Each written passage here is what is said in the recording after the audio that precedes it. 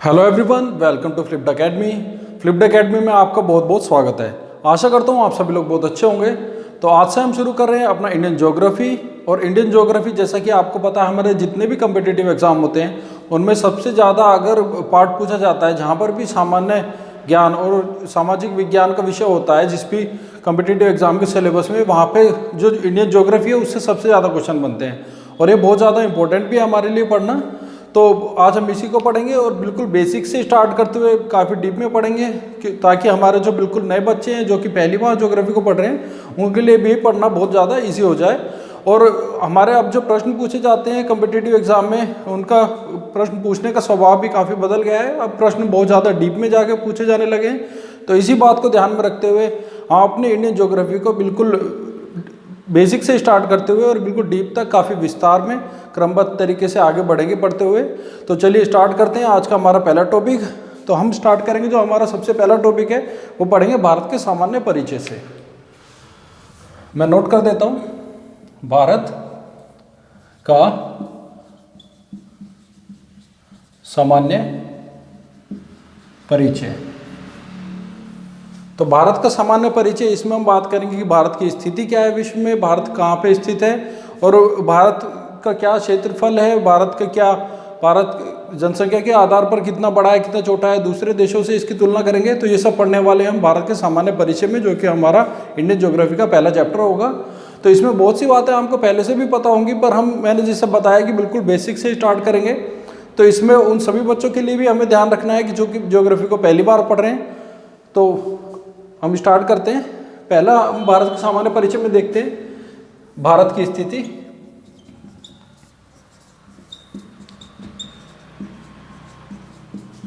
तो विश्व में भारत की स्थिति है कहां पर? अगर हम बात करें महाद्वीप की, तो भारत विश्व के सबसे बड़े महाद्वीप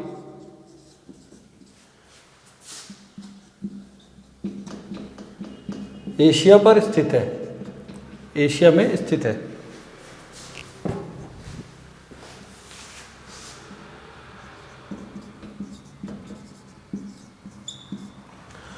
तो जैसे कि आपको पता है भारत एशिया में स्थित है, जो कि विश्व का सबसे बड़ा महाद्वीप है। भाई एशिया में कहां पर स्थित है? तो एशिया के दक्षिण मध्य में स्थित है। दक्षिण मध्य में एशिया के भारत स्थित है। और बात करें अगर भारत के क्षेत्रफल की, तो भारत का क्षेत्रफल पढ़ने से पहले एक बार देख लेते हैं भारत का आकार कैसा है। तो भारत के आकार की बात करें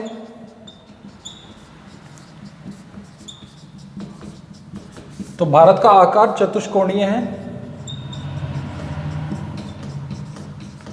भारत का आकार कैसा है? भारत का आकार चतुष्कोणीय है। अब बात करते हैं भारत के उत्तर, दक्षिण, पूर्व और पश्चिम में क्या क्या आता है। तो भारत के अगर उत्तर की बात करें तो उत्तर में आता है भारत के हिमालय। दक्षिण की बात करें तो दक्षिण में आएगा हिंद महासागर।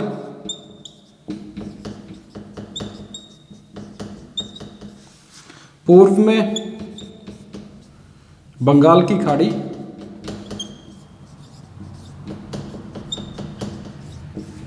और अगर बात करते हैं पश्चिम की,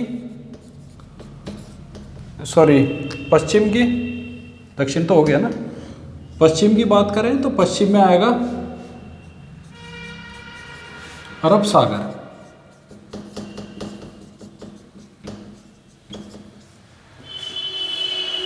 तो एक बार मैं फिर से रिपीट कर देता हूं। भारत की स्थिति अगर देखें तो भारत विश्व के सबसे बड़े महाद्वीप एशिया के दक्षिण मध्य में स्थित है।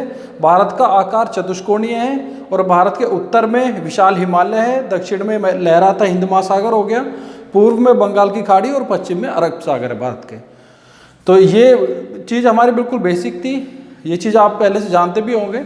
तो इसको मैप पे पढ़ाने की जरूरत भी नहीं है। अगर नहीं तो फिर जितने भी इसके बाद टॉपिक आएंगे, जो भी हमें डिटेल में पढ़ने होंगे, समझने होंगे, उन सबको मैं मैप के जरिए आपको समझाता चलूँगा। पर जैसे कि बिल्कुल बेसिक टॉपिक है तो इसको मैं ऐसे ही बता देता हूँ, आप चाहें तो इसको नोट कर सकते हैं।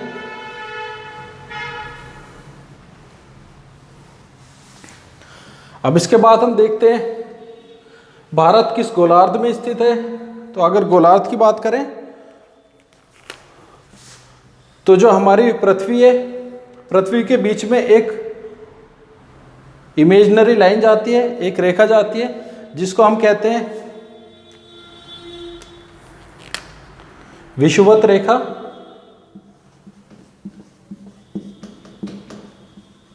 विषुवत रेखा जाती है बिल्कुल मध्य से, और इसी को हम जानते हैं भूमध्य रेखा के नाम से।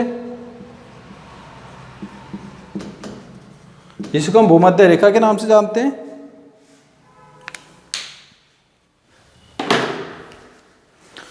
और अगर इसको हम बीच में से ऐसे डिवाइड कर देते हैं तो एक तरफ होता है हमारा पूर्वी गोलार्ध और एक तरफ होता है हमारा पश्चिमी गोलार्ध।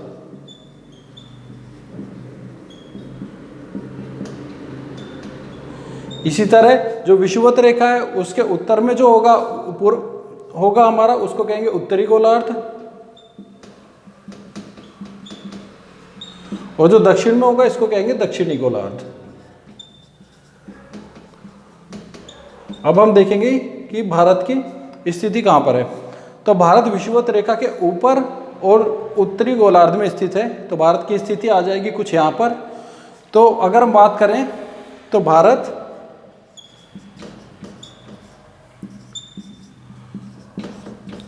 उत्तरी गोलार्ध में स्थित है और भारत पूर्वी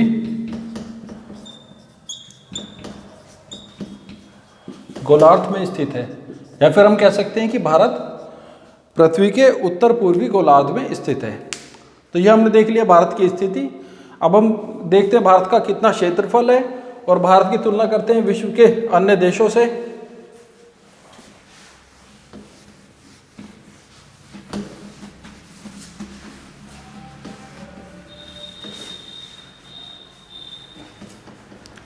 तो अगर देखा जाए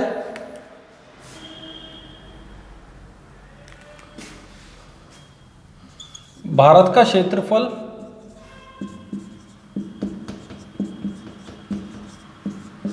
तो भारत का कुल क्षेत्रफल है 32,87,263 किलोमीटर स्क्वायर। तो ये भारत का कुल क्षेत्रफल है 32,87,263 किलोमीटर स्क्वायर। ये भारत का क्षेत्रफल हो जाएगा। अगर भारत के अन्य देशों से तुलना करें तो भारत विश्व के सभी देशों में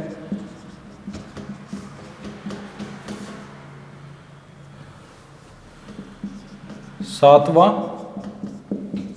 बड़ा देश है। अगर सभी देशों में देखा जाए तो भारत विश्व के सभी देशों में सातवां बड़ा देश है। अब एक बार देख लेते हैं कि भारत के कौन कौन से देश इससे बड़े हैं और क्या क्रम है। तो हम देख लेते हैं शुरू के जो भारत के जो टॉप 10 देश हैं, जो सबसे बड़े 10 देश हैं, उनको देख लेते हैं। तो जिसमें पहले नंबर पर आ जाता है रूस, दूसरे नंबर पे आ जाएगा कनाडा, तीसरे नंबर पे संयुक्त राज्य अमेरिका,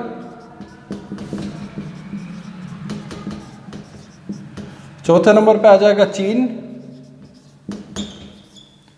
पांचवें नंबर पे आ जाएगा ब्राजील, छठे नंबर पे आ जाता है ऑस्ट्रेलिया, और सातवें नंबर पे आ जाएगा अपना भारत, आठवें नंबर पे आ जाता है अर्जेंटीना, नौवें नंबर पे आ जाएगा कजाकिस्तान, और 10वें नंबर पे आ जाता है अल्जीरिया।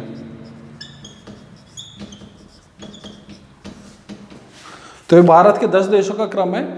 जो भारत का विश्व के 10 देशों का क्रम है। जो विश्व का सबसे बड़ा देश है वो हो जाता है रूस, उसके बाद कनाडा, फिर संयुक्त राज्य अमेरिका, फिर चीन। अच्छा, अब कई जगह कंफ्यूजन होता है बच्चों को कि कई जगह दिया होता है कि चीन तीसरे नंबर पे और कई जगह संयुक्त राज्य अमेरिका तीसरे नंबर पे। तो इसको मैं कंफ्यूजन आपका क्लियर कर देता हूँ कि अगर देखा जाए कि जो मुख्य भूमि है, जो मुख्य भूमि है किसी भी देश की, अगर उसके क्षेत्रफल को देखा जाए तो उसमें चीन सबसे बड़े नंबर पर आ जाएगा। पर अगर सभी द्वीपों को भी मिला दिया जाए, जितने भी द्वीप किसी देश के जो राजनीतिक मैप में आते हैं, तो उनको अगर मिला दिया जाए तो उस हिसाब से संयुक्त राज्य अमेरिका तीसरे नंबर पर आ जाएगा, चीन से बड़ा हो जाएगा।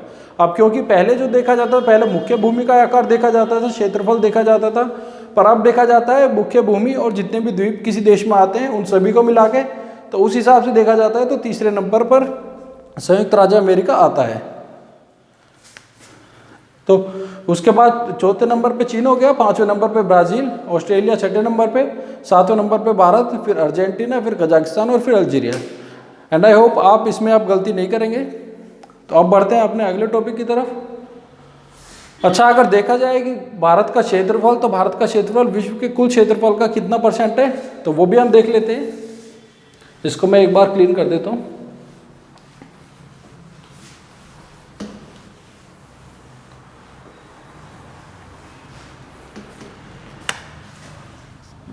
तो भारत विश्व के कुल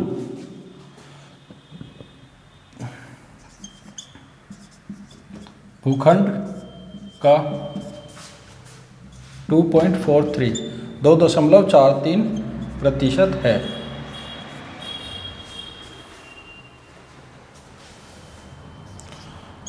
भारत विश्व के कुल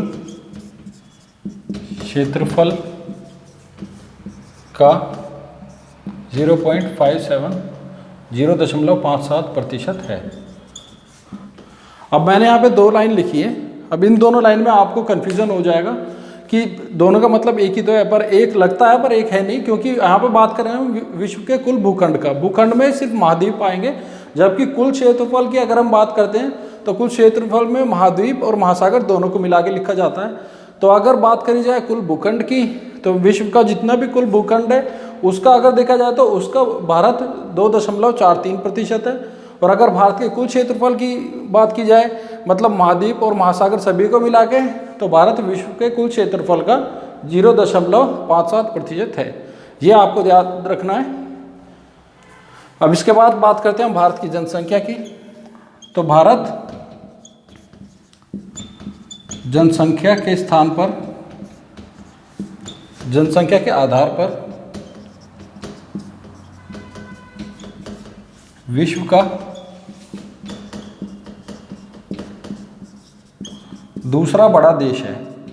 तो ये आपको पता ही होगा कि पहले नंबर पे कौन सा आता है। पहले नंबर पे चीन आ जाएगा और भारत दूसरा ऐसा देश होगा जो कि जनसंख्या के आधार पर सबसे बड़ा है।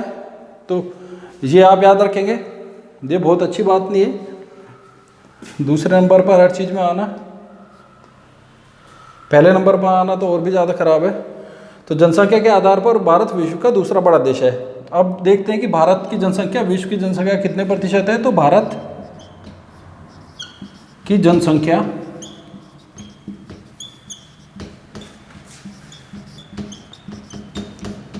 विश्व की कुल जनसंख्या का 17.5% है। मतलब भारत की जनसंख्या जो है विश्व की जितनी भी कुल जनसंख्या है उसका 17.5% है। भारत की जनसंख्या विश्व की जनसंख्या का 17.5% है। ये आपको याद रखना है। एक बार मैं फिर से रिपीट कर देता हूँ। भारत का कुल क्षेत्रफल 32,87,263 है। भारत विश्व के सभी देशों में 7वां बड़ा देश है। भारत विश्व की कुल भूखंड का 2.43% है, 2.43% है। भारत विश्व के कुल क्षेत्रफल का 0.57% है। भारत की जनसंख्या के आधार पर विश्व में दूसरा बड़ा देश है और भारत की जनसंख्या विश्व की कुल जनसंख्या का 17.5% है। तो ये सारी बातें आपको याद रखनी है। तो अब भारत के सामान्य परिचय में हमने देख लिया है कि भारत की स्थिति क्या है, भारत विश्व में कहाँ पर स्थित है, भारत जनसंख्या के आधार पर कौन सा देश है और भारत क्षेत्रफल के आधार पर कौन सा देश है। ये सब हम देख चुके हैं। तो अब हम बढ़ते हैं अपने अगले टॉपिक की तरफ, जो कि है भारत के अक्षांशीय विस्तार और भारत का देशांतरीय विस्तार। कि भारत का अक्षांशीय विस्तार कितना है कहाँ से कहाँ तक भारत की स्थिति है, और बात करेंगे भारत का फिर देशांतरीय विस्तार कितना है। तो सबसे हम पहले देख लेते हैं भारत का अक्षांशीय विस्तार।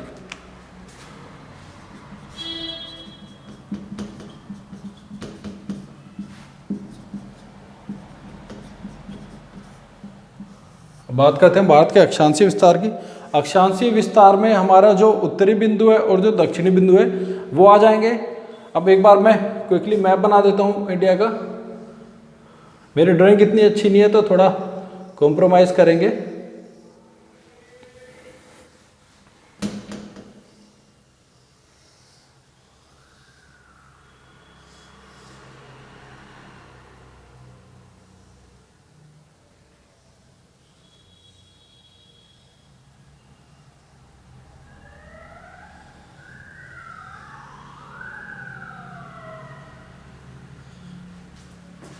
तो ये इंडिया का मैप इतना अच्छा नहीं बना है,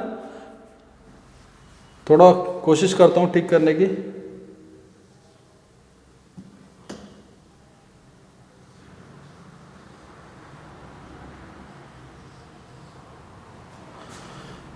तो जैसे ही हमारा इंडिया का मैप है, अब इसमें ये तो हमारा हो गया मुख्य भूमि। अब इसके अलावा अगर इधर देखा जाए तो इधर जो द्वीप पड़ते हैं अंडमान निकोबार के, उनको भी देख लेते हैं। तो सबसे ऊपर आ जाएगा कोको द्वीप, उसके बाद उत्तरी अंडमान, फिर मध्य अंडमान, फिर दक्षिणी अंडमान, उसके बाद लघु अंडमान, फिर कार निकोबार, फिर लघु निकोबार और फिर वृहत निकोबार। तो ये जो होगा ये होगा वृहत निकोबार, वृहत निकोबार। ठीक है जी।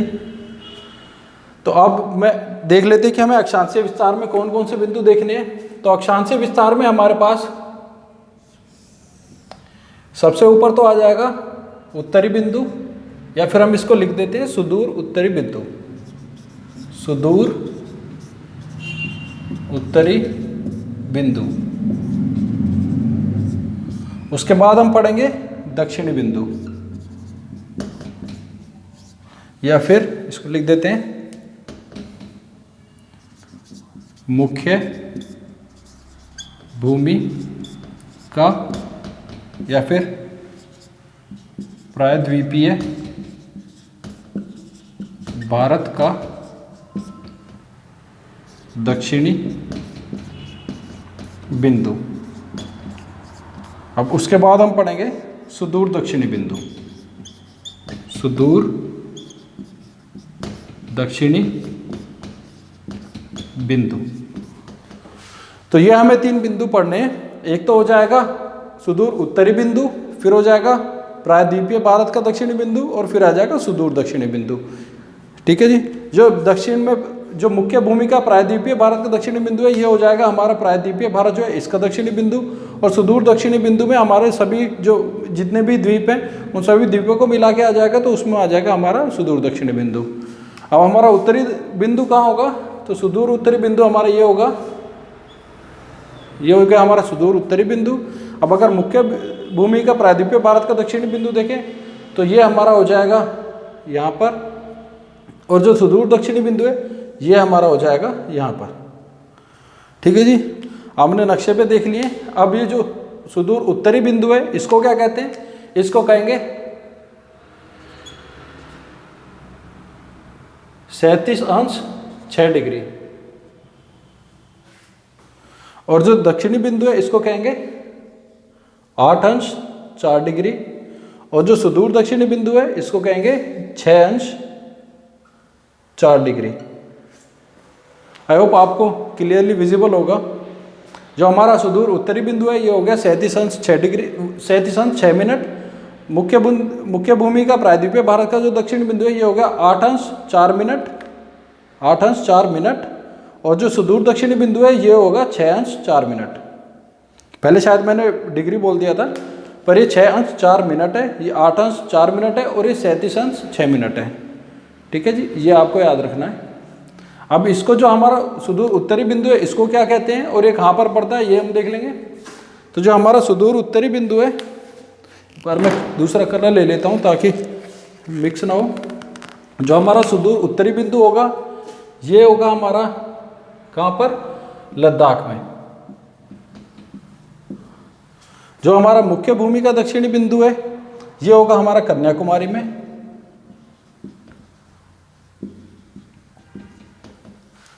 और जो हमारा सुदूर दक्षिणी बिंदु है ये होगा हमारा वृहत निकोबार में, वृहत निकोबार, या जिसको ग्रेट निकोबार भी बोलते हैं। ठीक है जी। अब इसमें हमें एक चीज और देखनी है कि जो हमारा सुदूर उत्तरी बिंदु है इसको क्या कहा जाता है, तो इसको कहा जाता है इंदिरा कोल, इंदिरा कोल, इंदिरा कोल कहा जाता है। जो हमारा सुदूर दक्षिणी बिंदु है उसको क्या कहते हैं, जो कि वृहत निकोबार में, इसको कहा जाता है इंदिरा पॉइंट, इसको इंदिरा पॉइंट कहते हैं। इसके अलावा और क्या कहते हैं इसको, इसको कहते हैं पिग्मेलियन पॉइंट, पिग्मेलियन पॉइंट, और इसका एक और नाम है, और वो नाम है इसका पारसेक, पारसेक पॉइंट। तो आपको तीनों ही नाम याद रखने हैं, कोई भी नाम पूछा जा सकता है इसमें से। तो अब आप समझ गए होंगे, एक बार मैं क्विकली रिपीट कर देता हूँ। जो हमारा सुदूर उत्तरी बिंदु है वो 37°6 पर है, जो कि लद्दाख में स्थित है, और जिसको इंदिरा कोल कहा जाता है। अगर बात करें हम जो दक्षिणी बिंदु की, जो कि मुख्य भूमि का दक्षिणी बिंदु है, तो वो हमारा 8°4 पर स्थित है, जो कि कन्याकुमारी तमिलनाडु में स्थित है, कन्याकुमारी तमिलनाडु में। और अगर बात करें सुदूर दक्षिणी बिंदु की, तो सुदूर दक्षिणी बिंदु हमारा वृहत निकोबार में है, जिसको इंदिरा पॉइंट, पिग्मेलियन पॉइंट या पारसेक पॉइंट कहा जाता है, जो कि हमारा 6°4 पर स्थित है, और ये हमारा अंडमान निकोबार में स्थित है, जो कि एक हमारा केंद्र शासित प्रदेश है। तो आई होप आपको अक्षांशीय विस्तार बहुत अच्छे से समझ आ गया होगा। अब इसके बाद हमारा जो रहता है वो पढ़ेंगे हम भारत का देशांतरीय विस्तार, और देशांतरीय विस्तार के अंदर हमारा जो पढ़ना है वो हम पढ़ेंगे अगले चैप्टर में। आज की वीडियो में इतना ही, बहुत बहुत धन्यवाद।